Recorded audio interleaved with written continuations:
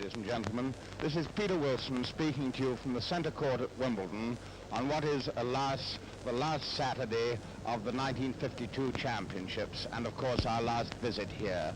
And today, the enormous group of press photographers are waiting like eager beavers to see the two girls come out, one of whom will be the lady champion of 1952.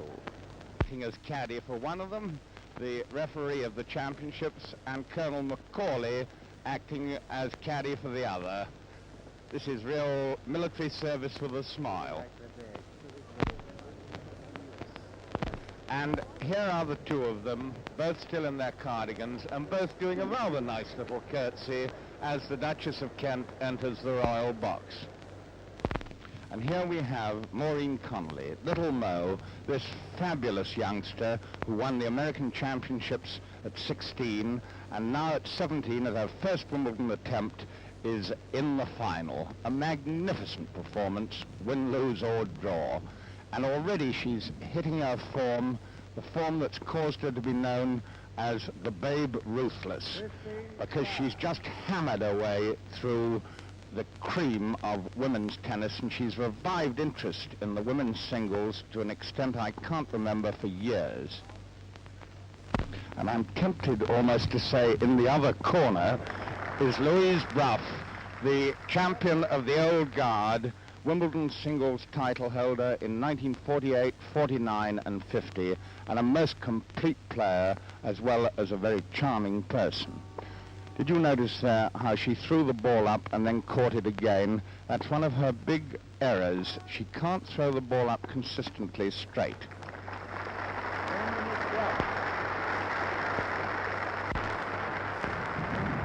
And with the match 10 minutes old, the score is 2-all. Maureen Connolly serving from this end, and 30-40 down at the moment. She put it out over the baseline, and that makes the first service break to Miss Brough, who leads 3-2. Now for Teach Tennant, Maureen's coach, for whom it's almost as big a day as for her little pupil. And as usual, she's smoking like mad. I wish I'd got shares in the cigarettes that she burns up so rapidly. And she really is, Teach is tauter than ever. It's a tremendous strain, because she's brought this kid along since she was 12 years old. And there she is, right back into her Sergeant Major stride, nodding her head, encouraging herself. She's leading 4-3 now in the first set, and she's hit her form much earlier than she usually does, because she's normally rather a slow starter. Receiving service from Miss Brough. And Miss Brough was foot-faulted there.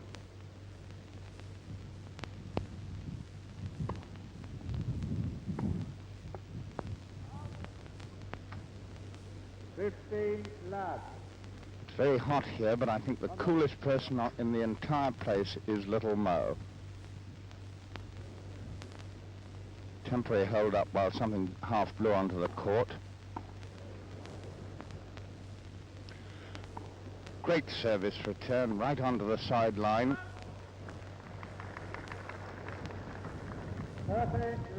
30 love to Miss Brough in this game.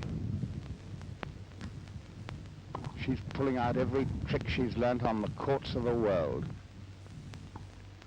But she's never met speed like this from another girl. It's the old style women's tennis, which was made so famous by Helen Moody, not always trying to get to the net, but hitting every ball as though you hated it. Gain a foot fault from Miss Brough. Swinging over the line, trying to get up to the net.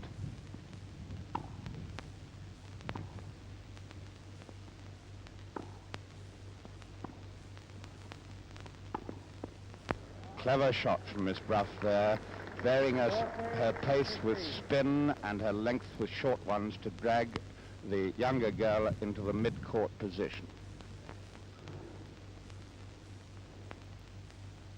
40-15, Miss Brough.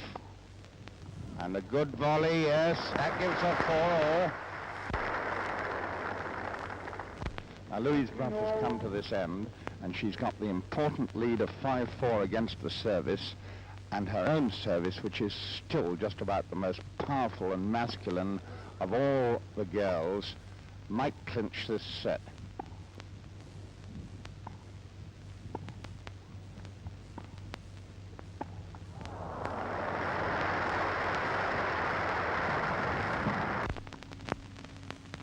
And now, after half an hour, little Mo this end has reached set point at 6-5, receiving Miss Bruff's service.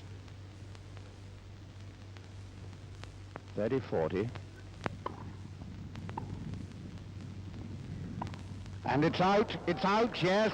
That's first set, 7-5 to Maureen Connolly.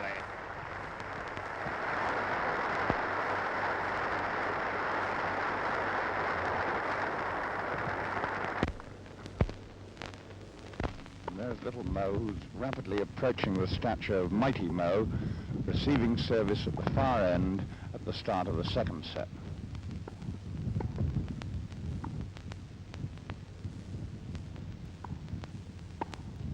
Wind's beginning to spring up a bit again. And serving to her is Louise Bruff, who is playing some brilliant lawn tennis now. She's probing away at her, trying to make her outdrive and hitting very well herself. Low trajectory over the net, but by goodness, you do have to be good against this constant flow of hammer blows. Conserving her energy, because of course she might have to play as many as 4 matches today, Miss Bruff, which is a tremendous strain.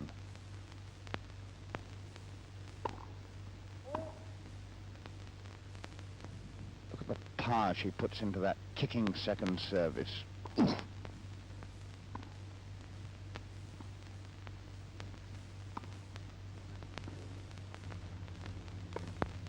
Not a point being given away. Now Miss Bruff's gone to the far end to receive service, and although she was 2-love up, it's now 2-all, and she's within a point of losing the third game running. And no, she got that back, a good recovery. Little Mo, you know, makes the court look like a 40-acre field with those scraping drives. Unlike most mortals, she doesn't just try and hit it into court. She aims for the line, and she got it there, a beauty, to lead 3-2 in the second set, having won the first. Well, Louise Bruff is really looking worried, and I don't wonder. She's up against it now. She's serving to save a breakthrough. Miss Connolly leading 3-2 in the second set.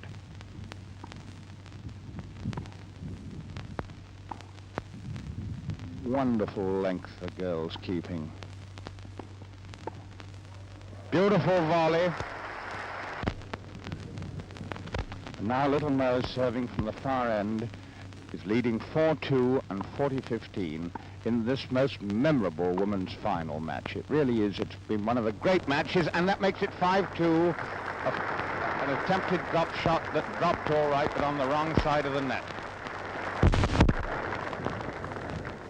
And here comes little Miss Battering Ram after one of the greatest displays of concentration I've seen for years. Pecking with her head, swinging those arms like a sergeant major, striding back. And now 5-2 up to little Mo. She's leading 30-love against the service. And once more, I think you're getting a preview of the champion. She's gritting her teeth. There's determination in every line of her. She's the real killer now. Match point, love 40.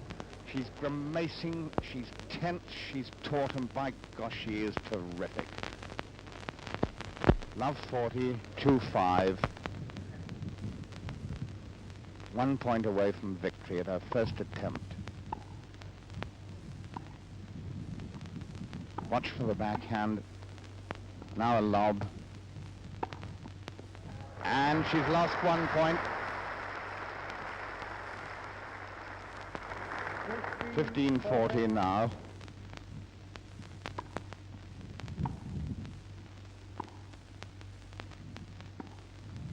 And another one netted, 30-40. The tension's mounting like mad.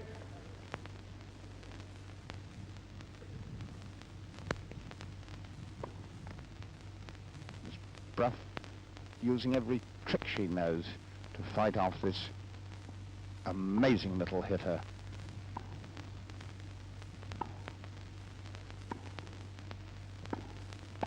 That's it. No.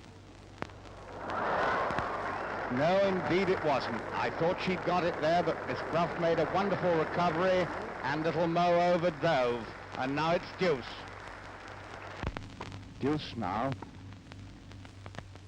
3 match points have gone.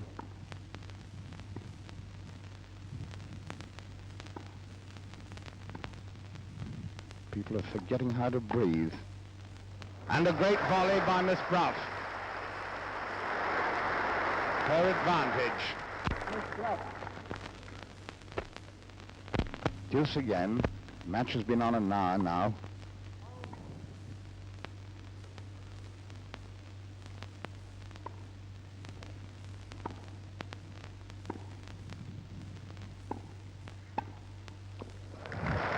My goodness, Miss Bruff's fighting well. Coming up to the net every time. Well, Louise Bruff saved that game, but now at 5-3, little Mo has got an advantage point and a 4th point for the match. Up to the net, Miss Bruff, a lob. Just too far by inches. 4th match point gone, it's deuce again. 5-3, Maureen Connolly leading.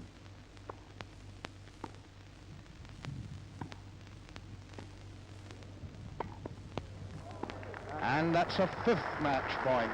Look at her shaking her fist. Absolutely, I will do it.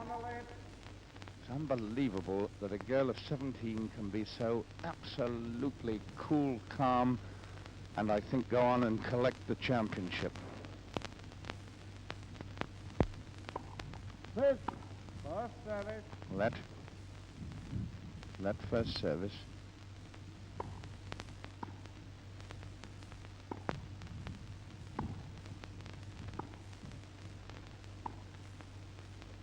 Can this be it? What a fighter Louise Bruff is. No, that's it. That's it. 7-5, 6-3 to the youngest champion of the century.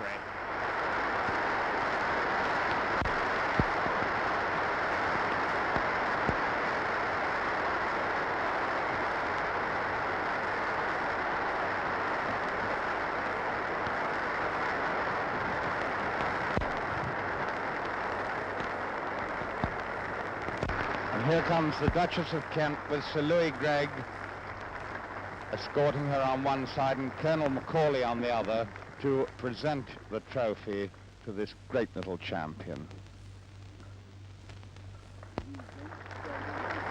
Shaking hands, and I think little Mo's very near tears. I think there were a few actually at the end of the match.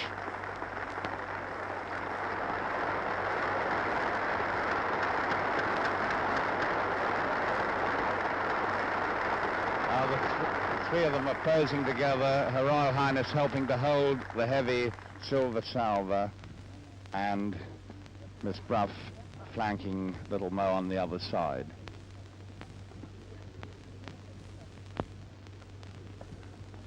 That's what's so delightful about Maureen Connolly. On court, she's a great champion, but off court, she really is a very simple schoolgirl. And I think there that Louise Bruff pointed at a name inscribed on it, which was probably her own. Louise is a little tearful as well, very understandably. It's a great attempt to make a comeback by a great champion. And Her Royal Highness, who, as I've said before, is a very keen lawn tennis fan, is coming off obviously delighted at having seen a very great match. And now the crowd is settling down after the release from that tension for the rest of the day's final. Well, I know you'll be delighted that Miss Connolly has been kind enough to come down to be interviewed, and Maureen, I do want to be, if not the first, one of the most sincere of your congratulators.